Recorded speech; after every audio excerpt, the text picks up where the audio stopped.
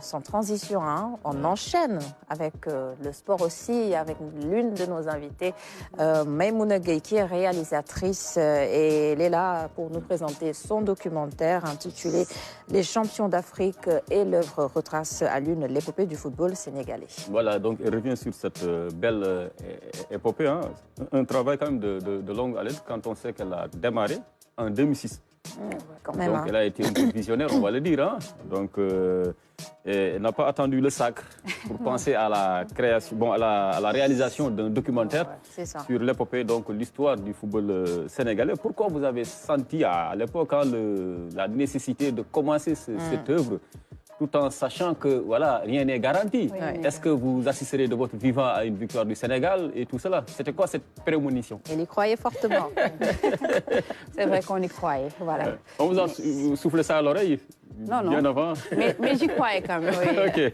J'y croyais quand même, c'est l'espoir. Voilà. Mais en fait, l'idée est venue de 2002. Après la belle prestation de l'épopée 2002, comme tous les Sénégalais, je commençais à m'intéresser au foot parce que c'était très beau d'avoir une équipe comme ça qui était allée en finale, puis en quart de finale à la Coupe du Monde. Ça a réveillé l'euphorie, quoi.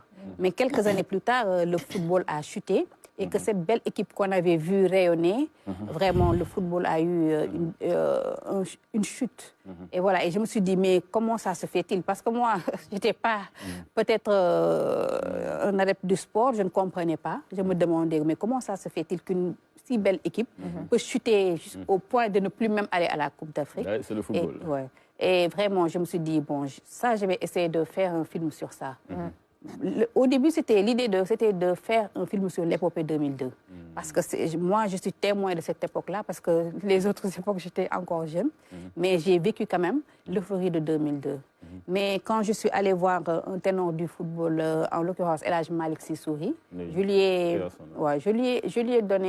ai soumis l'idée de faire le film sur l'épopée 2002 et la chute après 2002. Il m'a dit, mais bon, pourquoi rester seulement sur cette époque-là? Parce que le football ne commence pas en 2002. Il y a eu d'autres époques, d'autres joueurs remontent, va jusqu'à 1960, parce qu'également, il y a eu une belle période de Asmara et tout ça. Il m'a mis en rapport avec d'anciens joueurs. C'est comme ça qu'est venue l'idée de faire le film sur le football. Est-ce qu'il a été facile de rencontrer ces légendes-là, ces générations hein? Parce que quand même, déjà, vous parlez d'Asmara, je crois que c'est notre première participation à une CAN en 65 ans. Déjà, bon, pour en voir certains qui pourraient peut-être témoigner un peu, ça n'a pas été évident. Quels ont été les écueils de ce travail voilà, digne d'une archiviste? Ça a été un travail de longue haleine quand même. Mais comme pour l'équipe d'Asmara et l'équipe de 63, les Chertoun Maréchal, le feu Chertoun Maréchal et tout, il fait même partie du film. C'est à cause de El Hadj Malick Sy Souris. Il m'a mis en rapport avec eux. Il m'a donné leur numéro de téléphone. Il m'a présenté à certains pour vraiment qu'ils me guident dans... C'est pour ça que toutes les images que j'ai eues, les photos d'archives, c'est eux. Ce sont les anciens Gouloirs, les Demba Thioye, les Chertoun Maréchal qui m'ont donné ça et qui m'ont expliqué un peu cette époque-là, avec aussi l'aide des anciens chroniqueurs comme Laye Diaw. Ils m'ont aidé au niveau de cette période-là. Mais le film ne se résume pas, ça descend, parce qu'il fallait suivre un peu la trajectoire de 1963 à maintenant. Il vous a fallu aussi du temps pour apprendre, parce que vous disiez que vous n'étiez pas du tout fan de foot, vous étiez juste interpellé par un fait, un changement. En tant que citoyenne sénégalaise, vous avez tout simplement décidé de produire quelque chose, un documentaire. Donc il vous a fallu un temps aussi pour vous mettre dans le bain. Oui, parce que ça m'a permis de rentrer dans les secrets du football, comme on dit. Parce que c'est un film documentaire qui m'a pris beaucoup de temps.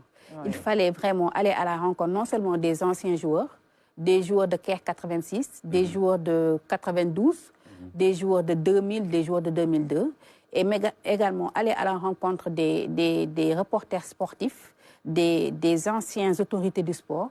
Et tout ça m'a permis vraiment de connaître un peu le secret du football et d'être à l'écoute. Parce que aussi, quand tu fais un film sur quelque chose que tu ne maîtrises pas, il faut les écouter. Il faut vraiment recoller avec les histoires d'archives, visionner, avec les coupures de soleil et tout ça, avec le soleil et tout ça, il fallait vraiment faire un travail de fourmi, mais aussi être à l'écoute, être patient. Parce que ce n'est pas un film qu'on peut faire en 1 mois ou bien 2 mois. Il fallait suivre cette trajectoire jusqu'en 2010. C'est là que j'ai sorti la première partie, parce que c'est en 2 parties quand même. C'est en 2010 qu'est sortie la partie de 63 à 2000.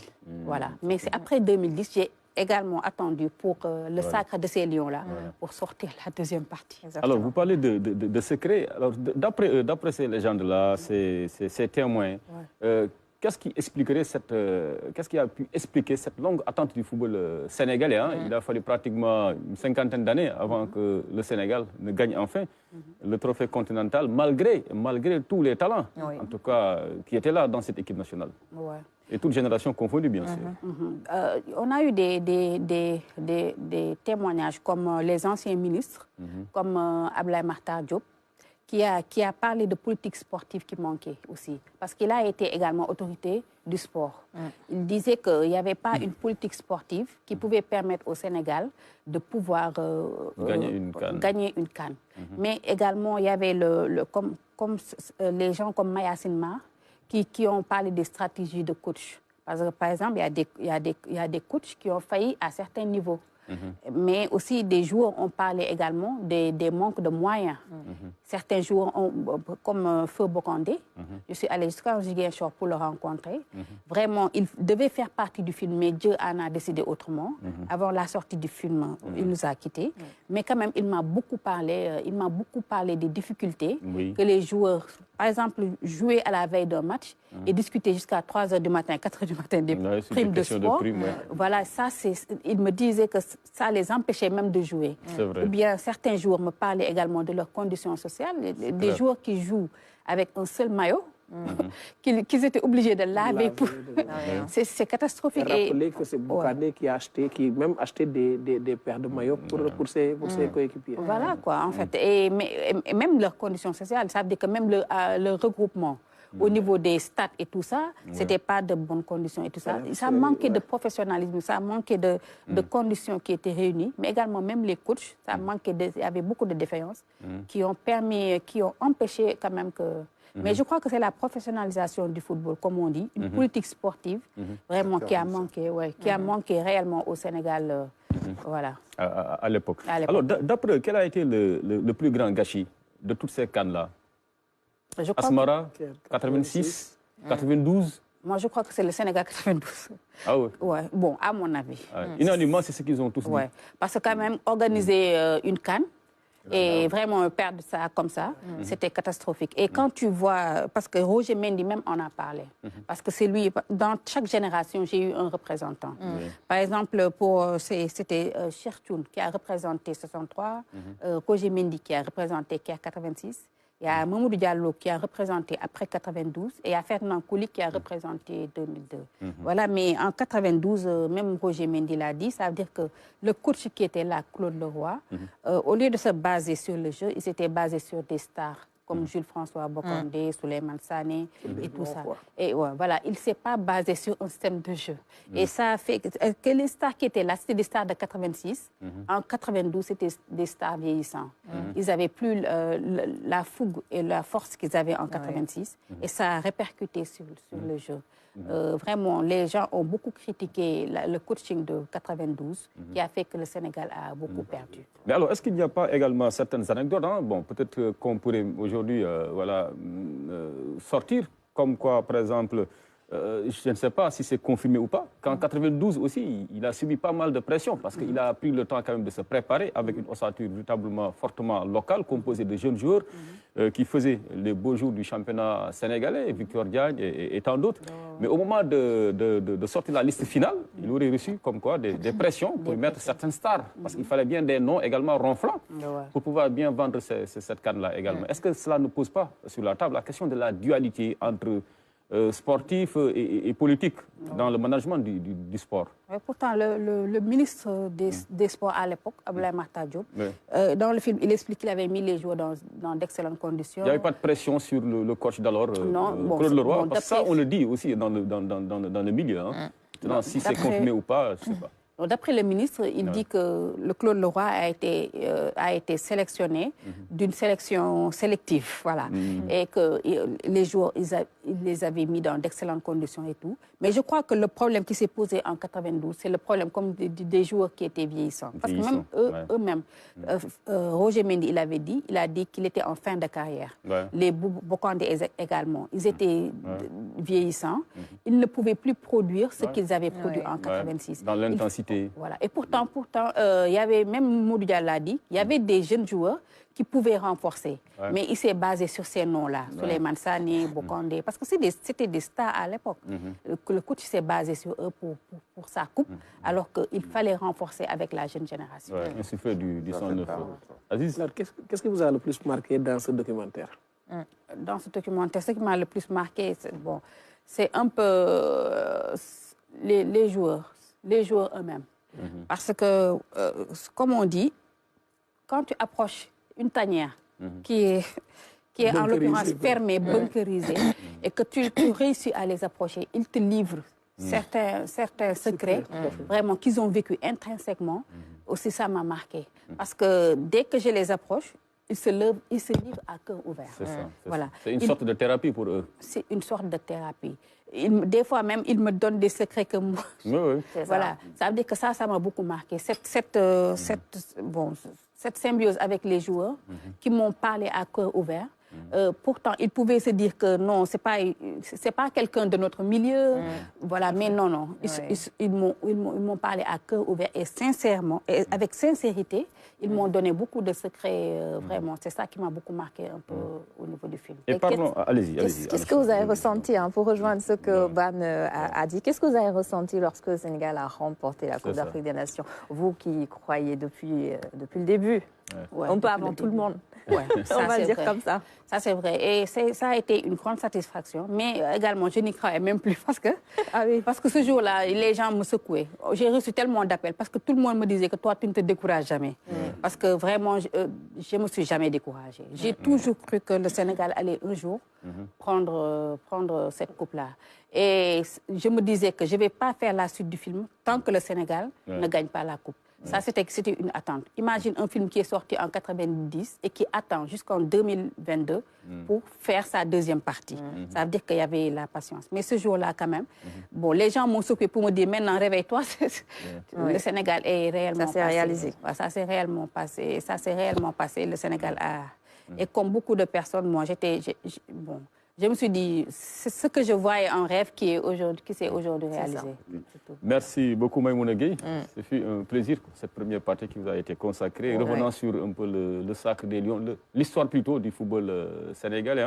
Voilà, de 1963 à 2023 pratiquement, presque un demi-siècle. Voilà, de présence sur la scène continentale. Enfin, Dieu nous a bien gratifiés d'un trophée bien mérité pour le football sénégalais quand on voit véritablement l'immensité de ses talents et de son parcours également ici en Afrique. Enfin, il nous le fallait et on l'a eu, ce trophée-là. Et on espère avoir également faire le doublé. Sans doute la troisième partie. La troisième partie. qui sortira certainement dans 4 semaines, Inch'Allah. Dans 4 semaines. Dans 4 semaines. Avec l'arrivée des Lions, avec le trophée continental. Et ça va continuer comme ça. Restez avec nous. On reviendra également sur vos autres projets dans le domaine du football. Finalement, par rapport à Maïmouna Gueye, par rapport à cette victoire du Sénégal, est-ce qu'on pourrait dire également que les centres commerciaux, ils ont joué un très grand... Les centres de formation, je parle de centres commerciaux. Tu veux faire du shopping, hein? Centres commerciaux, on doit dire d'ailleurs. Donc les centres de formation, voilà, ils ont joué un très grand rôle. Oui, c'est vrai. Parce que même, il y a eu une étape du film où vraiment, tout le monde l'a dit. Il faut retourner au centre de formation. Préparer les joueurs dès la petite catégorie. Il y a eu même un centre de formation qui a intégré également au niveau du film. C'était vraiment pour appuyer dans ce sens-là.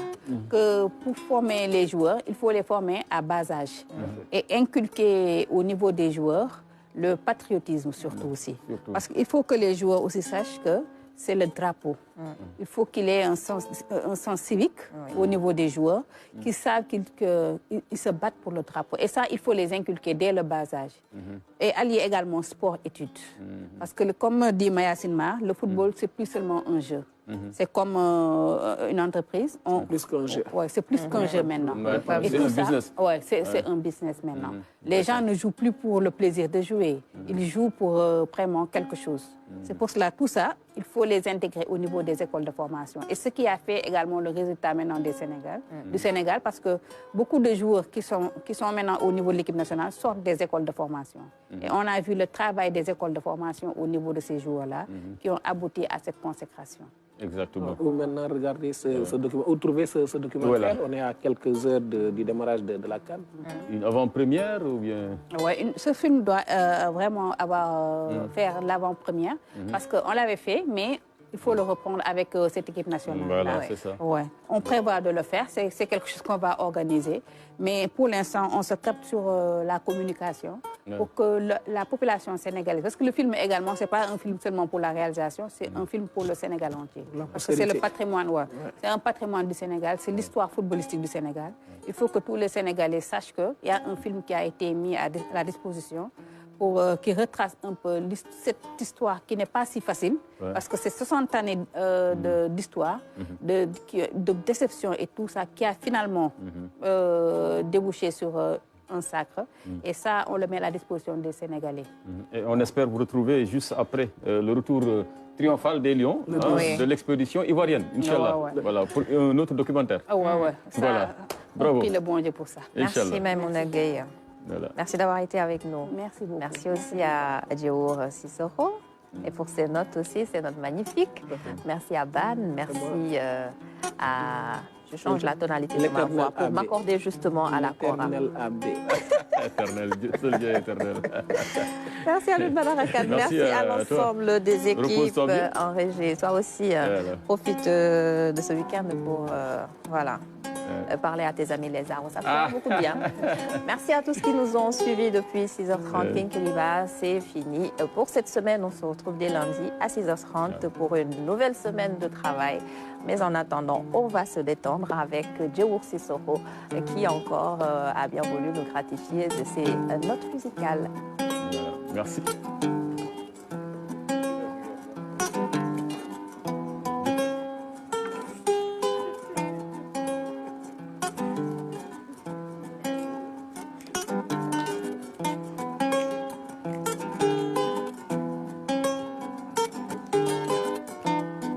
Yali musufori kambora delike jige muluta nyuma kelalanya delike wabafutanke wamasachara warakunda sorele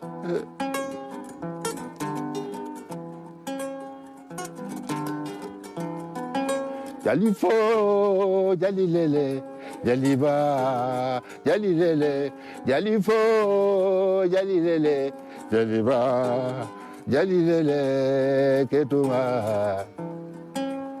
Korayangini, Jamulani Nyan, Senegal. Korayangini, Tegolani Nyan, Senegal. Senegal, Ketuma. Fotuma Bentuma Korayangini Jamlenian Senegal Korayangini Tegolo